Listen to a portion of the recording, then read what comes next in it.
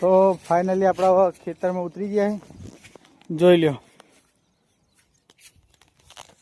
કંકોડા શીખા પર છે કે નહીં થયા હવે કંકોડાની વેલ કંકુડું થયું જ છે જો દેખાય કંકુડું તો આપણે પેલા દર્શન કરીએ માતાજીને પછી આપણે આગળ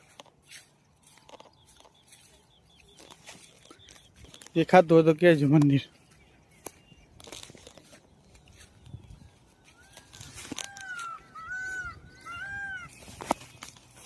તો હવે આપણે વોકી તો જ્યાં આવે બરોબર જોઈ લો આપણે બીજા વિડીયોમાં મેં પણ એક ઝાપડીમાંનો વિડીયો બનાવ્યો હતો એ પણ સરસ ઉપડ્યો હતો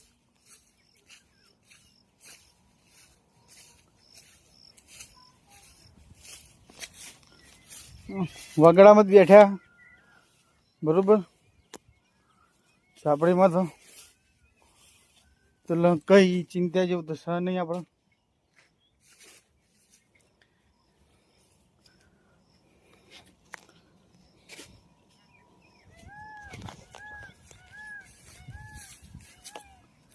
જોઈ લે